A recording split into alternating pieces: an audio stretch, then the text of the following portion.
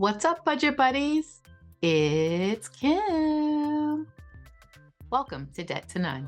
In actuality, it can happen to anybody. It's like she literally felt she was entitled to my life. This would be my worst nightmare. In this video, I want to share the story of my identity theft. I've been thinking about it for a while. It's kind of a long story, so I'm gonna have to break it up. But thanks to the encouragement of Cheryl at Making Money Moves, I decided, let me go ahead and put it out there. I'm just gonna tell it like it was.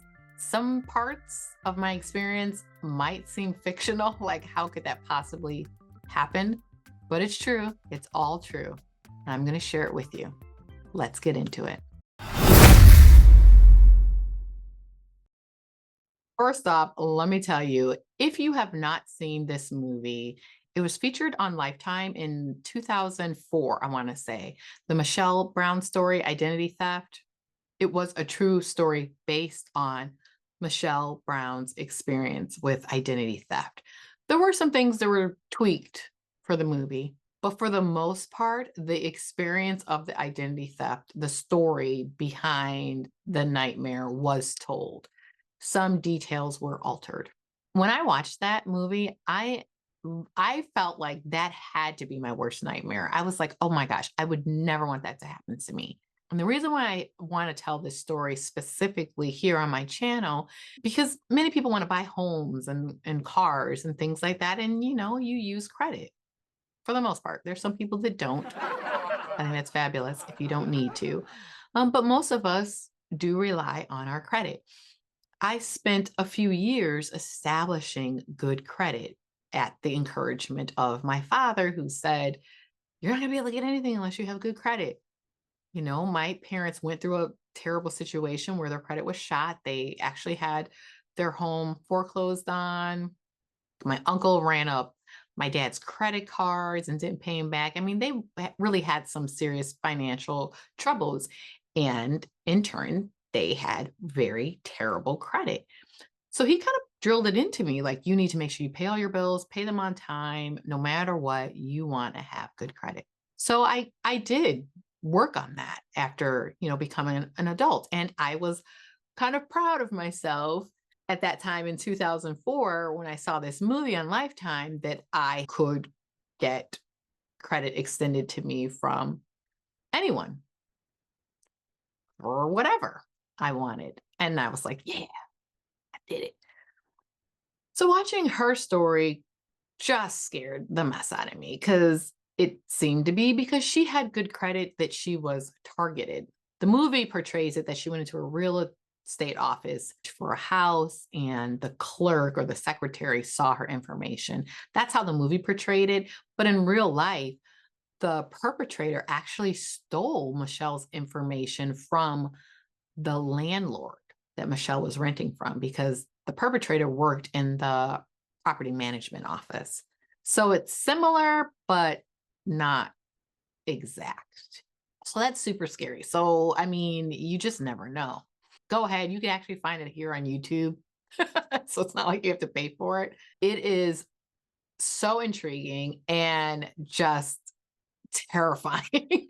So many parts of it is actually terrifying. I just have to say that. I'm going to tell my story, and there's some parts to my story that seem like they were a part of that movie. In 2008, I was actually working at a real estate office and I decided to quit my job. Well, not I decided, my husband urged me to quit my job so that I could be more focused on things at home and things with my son. February 26th, while I was shopping with my mom, I was really irresponsible, I want to say back then. And I would put my purse in the shopping cart and, stop to look at little things and sometimes turn my back to the shopping cart. This was such a horrible habit that I had. I had that terrible habit for some years since I was like 18 years old. Now at this time, I'm like 30 or about to turn 30. And my mom kept saying, Kim, keep up with your purse. Don't leave it in the cart like that. And I'm like, yeah. And so I just remember I'm in the jewelry section and I'm looking at earrings and necklaces. I'm trying to like match this with this. And the cart is behind me and my purse is sitting in the section where you put, children. I look up and there's this woman that catches my attention and I see her. She looks strange. She's just weird because she had a stack of clothing in her arms, like so many clothes. And I'm thinking, anyone that's getting that much clothes would have a shopping cart. What is wrong with that crazy lady? That's what I'm thinking. And I just see her with this huge stack of clothes across her arm. And this is the movement she's doing. Now, that is key. So I'm like, suddenly I'm like, check your purse because I just saw a suspicious character. So I turn around and I look at the shopping cart and I didn't have anything really in it, like maybe just a couple of things. Nothing could possibly be hidden in this cart. It just wasn't full. And I don't see my purse and I'm staring at it. I'm waiting for the purse to appear and I'm just like I'm dreaming and I keep going like this and I'm like, and then I turn back to see if I could see that lady again because I'm like, dude, she was putting my purse on her shoulder. It hit me just like that. That was my purse. She stole my purse. And I looked back. She's not there. I don't see her anywhere. And I'm looking, I ran to the like front and then I just started screaming, my purse was stolen. I mean, the people in the store were like no one, like people don't know. I'm like, ah, oh my gosh, call the police. She stole my purse, but she's gone. And my mom is like just livid, right? Because she had said more than once, Kim, stop leaving your purse. Stop leaving your purse in the cart. Kim, Kim, Kim. And I'm like, so of course the first thing that comes out of her mouth is, I told you. I told you. I'm like, Mom, now's not the time. Yes, you told me. Did I listen? No. How's that helping me right now? Everything was in my purse, my cell phone. The only thing that was not in my purse, thankfully, was my car keys. That's it. I had the car keys in my pocket because my 2-year-old car probably would have been stolen, because I would have, if I was a thief, I'd be like, doing the click thing to find out which car I'm going to be driving for the next, I don't know, few hours or whatever. I don't know how they do it. Thank goodness. All right. So I got my keys, but everything else was in that stupid purse. So I called the police immediately. And then right after I made that phone call, I just started like calling companies that I could think of that I had attached to my purse. So like credit cards that I can remember, my bank. So I'm just like Googling all the phone numbers on my mom's cell phone and then calling them and telling them my purse was just stolen. I need this account shut down. And I felt like I called everybody in that moment. So the police get there. I told them everything that happened. And he made a list of everything that I could remember that was inside the purse. So I'm like, sunglasses, Social Security cards. Could you believe it?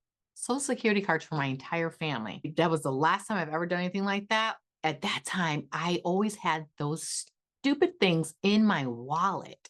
Everyone's Social Security card. I kept up with them. I still do, but I don't carry them in my wallet. So all of our personal information, boom. I had 2 checkbooks from 2 different checking accounts. Boom, that's in there. Got the credit cards, of course, my driver's license. And then fabulously, I had my most recent Citibank credit card statement. That also is a key point. And then just other things, my cell phone and things like that. So he makes a full list and about how much he felt like everything in there was worth. And then the type of purse that was stolen also was worth a little bit of money too. At that point, I'm thinking, okay, I did everything that I was supposed to do, I think, right? So I feel like garbage. We go home. I think I started Googling what steps do I do from here. It said, make the police report, close all your accounts. So I had done that already. It also said like file a complaint or something like that with the FTC. Tomorrow morning, I'm going to go and get another driver's license. And then I'm just going to have to get all my information over again. It's fine. I'll replace my cell phone. I didn't have much cash. I think I had like $5 in my wallet. So I was like, whatever. Obviously I felt horrible, but I was like, whatever, everything can be replaced. So the very next day, I went into the Department of Motor Vehicles and told them I need to get a new driver's license and explained what happened. I mean, I hate to just call people stupid, but whatever. I have to throughout this experience because there were so many stupid people that came across my path during this time. Now, I certainly felt like this woman was stupid because I walked in and I said, oh, yesterday my purse was stolen out of the Kohl's across the street. I need a new driver's license. And then she's like, oh, wow. And she's like, did you call the police? I was like, yeah, I have a police report. I didn't have the police report then because it takes like 3 days or something for it to be like ready. So, but I had the card of the officer that took all the information. So this woman is like looking at my information in her system. And then she's looking at me and she was like, are you 6 foot tall? I was like, no. And I just think she's being an idiot. I don't know. I'm just like, why are you asking me so? I was like, no. I'm like, I'm 5'4". And she's like, are you 200 pounds? And I was like, no. Why are you asking me these questions? And she's like, hold on. And then she goes across the facility to her manager and she's like whispering and he's whispering and this and that. And then they come back and she's like, I cannot issue a driver's license because your information doesn't match. Now I'm livid because I'm like, well, first of all, I just told you that I had my purse stolen. So if you see something crazy, obviously something fraudulent has happened after my purse was stolen. She's like, well, I can't do anything for you. And so then the manager calls me over to where his office is. And in this facility, it's full of people. This was one of the most busy motor vehicles Secretary of State facilities in the area because they provided the most service. This facility did everything. So it was always a nightmare going there. It was always packed. I said all that to say, this manager starts screaming at me in the middle of this crowded facility. He's screaming at me and he's holding pictures, full page pictures, driver's license pictures, which each face took up the entire page. One was of me and one was of this person who is now on my state ID, her face and my information. And he's like, he's got them both in his hands. He's like, how is this, Kimberly? And I'm like mortified because everyone is looking at me, being yelled at. And they're like looking, what is this? What is going on here? I'm interested because we don't see this every day. I'm mortified.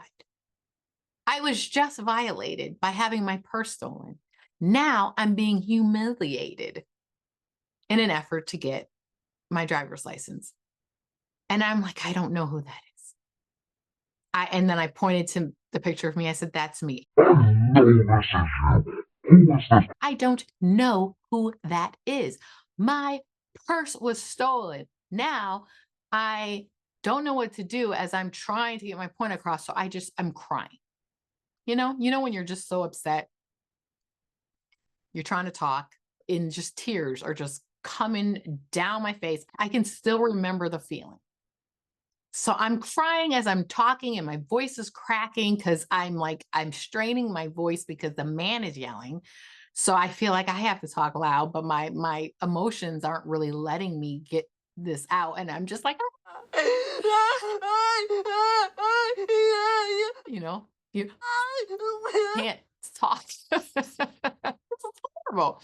So he goes, I'm going to call the police. And I'm like, call the police. Call the police. Yes. Because I'm thinking, well, at least when I spoke to an officer yesterday, he didn't rip my head off. He didn't make me feel like a criminal as I was reporting this crime that was done to me. Yes, please, sir, call the police. But I'm like, so he's like, get in there. And like, I swear, I was like, the way he was talking to me, you go sit in there. He's like, makes me go into his office. He's like, sit right there. I am now a criminal. So I'm sitting in the chair in his office and I'm just crying. Here comes the police. It's not the same officer that took the report yesterday, of course, but it's from the same police force because it's the same town, thankfully. That's a plus. So he walks in and he's like, he sees me crying. And he's probably like, what crime is being done at the Secretary of State's office? Like, what's going on here? And so he explains that I came in to try to get a license and the information didn't match up. And he's like, I don't know even there's something going on. And I'm like, and so then he comes over to me and he's like, what's going on? And I was like, my purse was stolen yesterday in the Kohl's store. And I gave him the business card of the officer. And he's like, her purse was stolen. So obviously, if you have information that doesn't match, he's like, no, it's obvious that she's not 6 foot tall. Why would her driver's license even say that? Why would it say that this is her weight? You're looking at her right now. And he's like, and her purse was stolen. And he's like, yeah, well, I don't know. And so he's like yelling, and the officer was like, I need you to be quiet. Thank goodness for nice people. He was like, stop. Because I am shaking. Because I don't know what to do. Okay. I'm a criminal now. And I'm like, I don't know what to do. And so he's calmly talking to me. He's like, okay, I see officer so-and-so took your information. So he's like, it's going to be okay. He felt so bad because he's like, this is really wrong. He's like, why are you screaming at her like she did something wrong? All she did is try to get her driver's license back. So the manager said, I can't give her anything until this case is investigated by the Secretary of State Police Department, and they have ruled that this is fraud. I'm not going to be able to do anything for her. And the officer was like, well, what if she gets pulled over? She has no identification now. Only thing she had was a driver's license. I couldn't get a state ID because that was what the identity thief hijacked.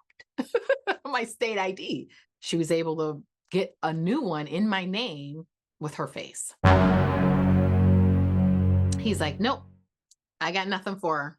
They're like going through paperwork of what to do when fraud happens to you. And so he gives me like some printouts that like is a phone number of all the credit bureaus and the phone number of the FTC and things like that. And I'm just like, what do I do from here?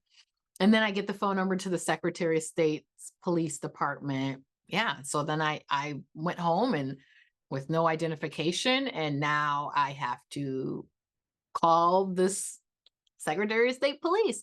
So I did that. I did all of that, let them know what was happening. And so they could open up a case and investigate what's going on. Now, here was the ridiculous stuff that went on behind the scenes. As each day passes, many accounts are being opened in my name. My own accounts are being tampered with. So much happened every 24 hours because that's how it goes. These people they have to move very fast so they can get away as much as possible before they get caught. After I went home and I, Googled some stuff, I found out that I should file like a complaint with the FTC. So I did that. But I remember they were like, what do we do with this? Because I'm just like, a crime was committed. Someone now has Illinois state identification, real identification with my information on in their face. Like that's a crime. I remember they were like, there's nothing we can do. I remember that.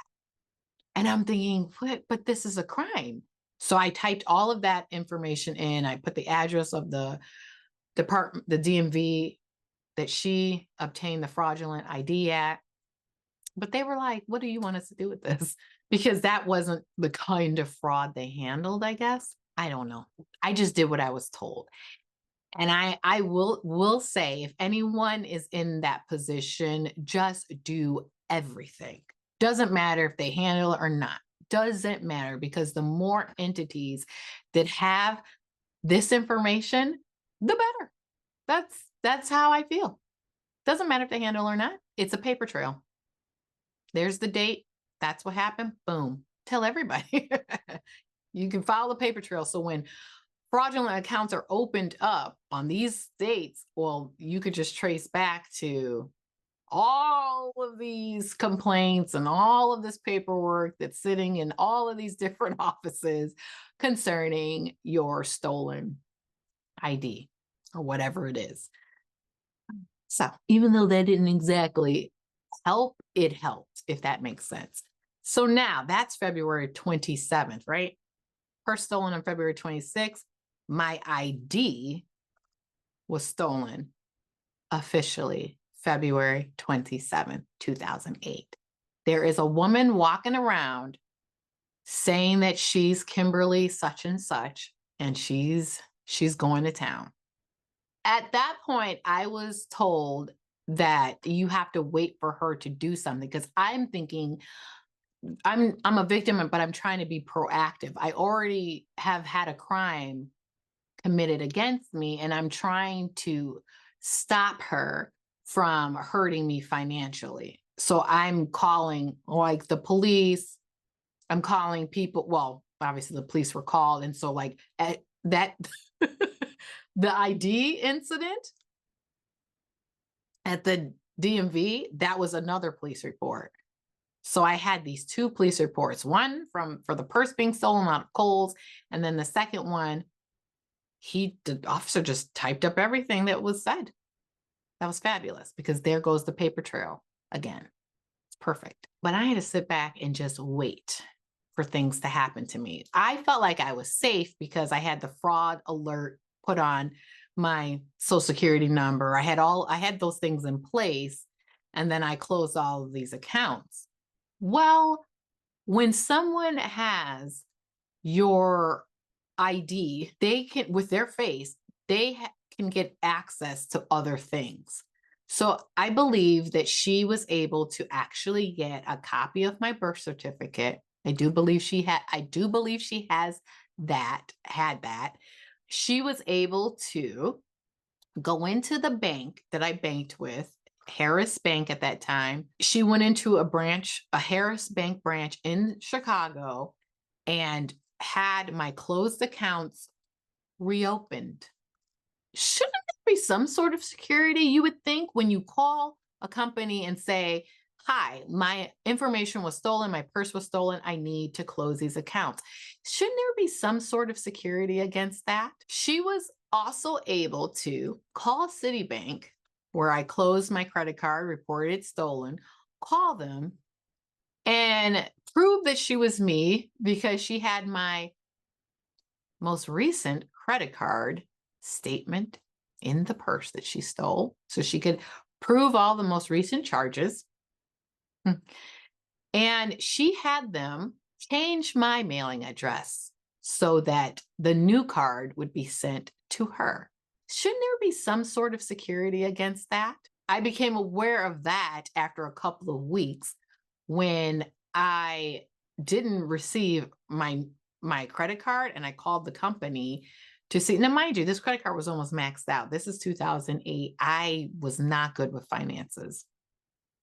I don't know if I got an alert that it was over the limit or something. Called Citibank, and they would not let me access the account because she had proof that she was me and changed the password, because I had a password put onto my account. I couldn't access it. I couldn't prove the most recent charges because I didn't have the bill, and I didn't remember anything. I think back then My credit cards, nothing of that was done online for me. The customer service rep at Citibank yelled at me and hung up on me because I am the criminal. And that's something that I do remember in watching that movie about Michelle Brown, is that she was treated like a criminal over and over again. And that's true.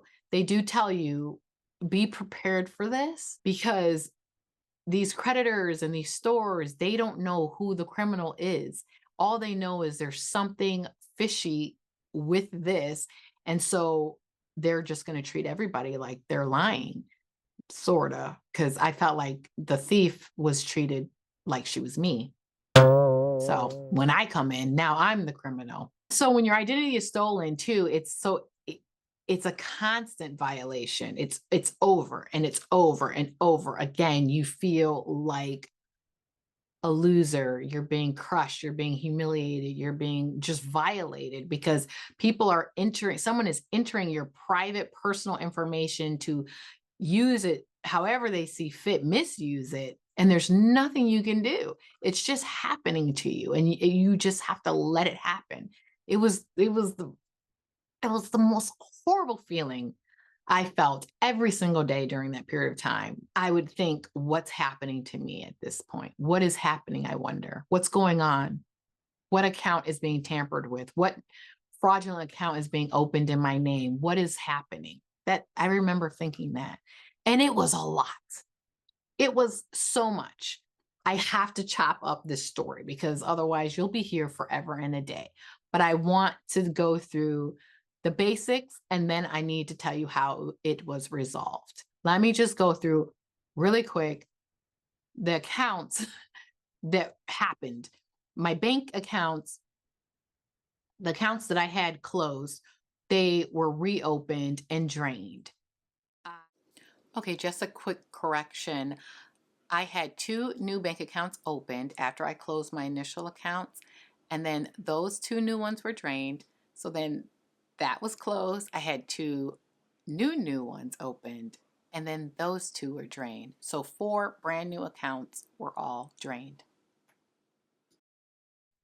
So it happened 2 different times where she was able to access my bank accounts and empty them out. After that happened, the manager at my local bank was infuriated because I mean they all knew me, and when I told them the story, like now these people are they're invested into my story, and the manager was like, "That's it.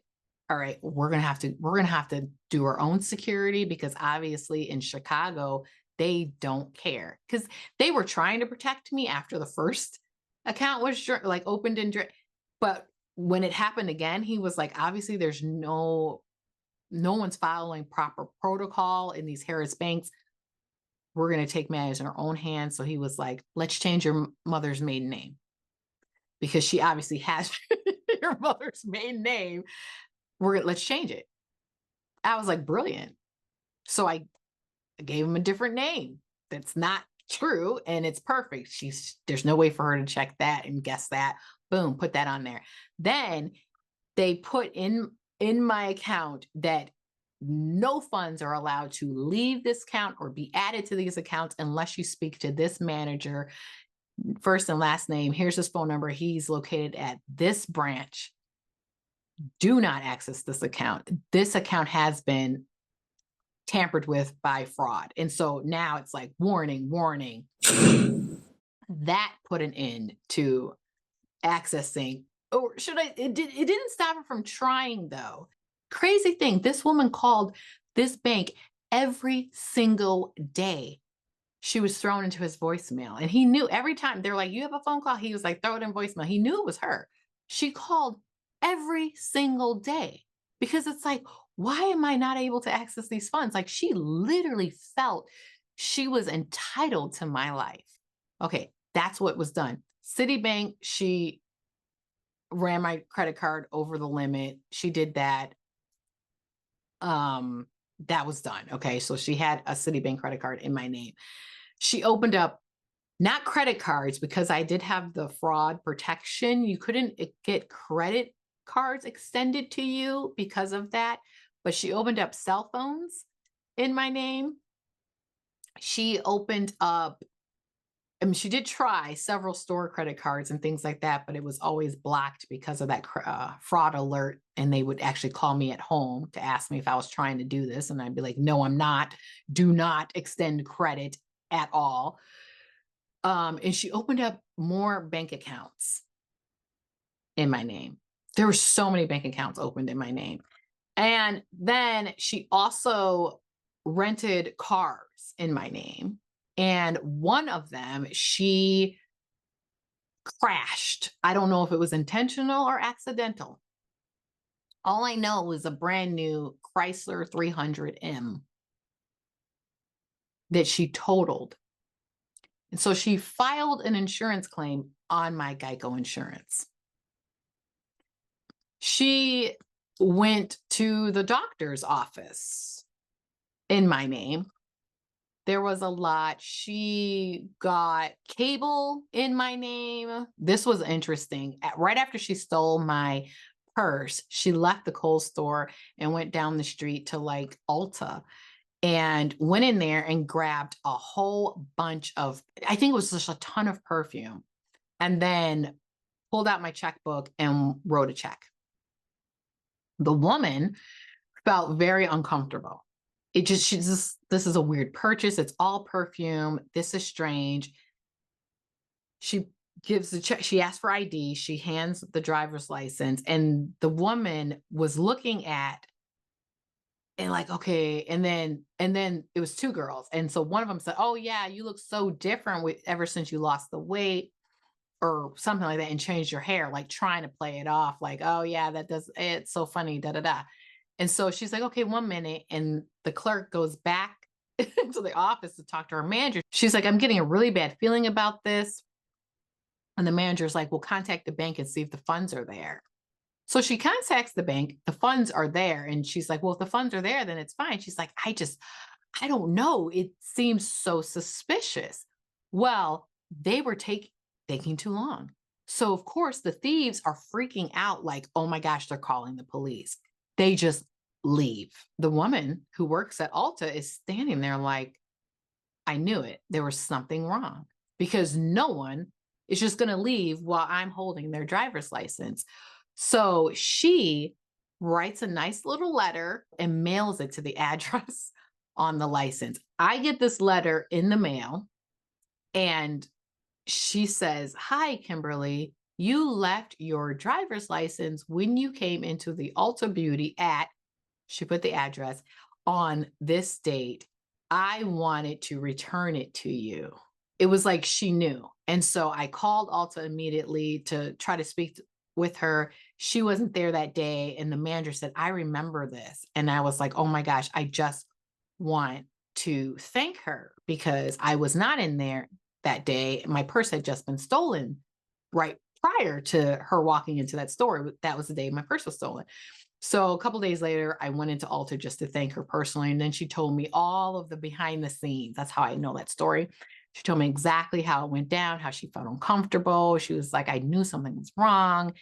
I'm so glad, that the license got back to you. And I was like, thank you so much. Because I had no ID. I had nothing. And I was like, thank you so much. Now I've got a driver's license. At least I have identification. So that worked in my favor. But there's so many layers to go through with this story. You're not going to believe everything that happened to me with this woman. I was in the same room with her a couple of times. I spoke to her on the phone. We crossed paths. It is crazy. I kid you not. Stay tuned for part 2. So with that, I hope that I see you next time.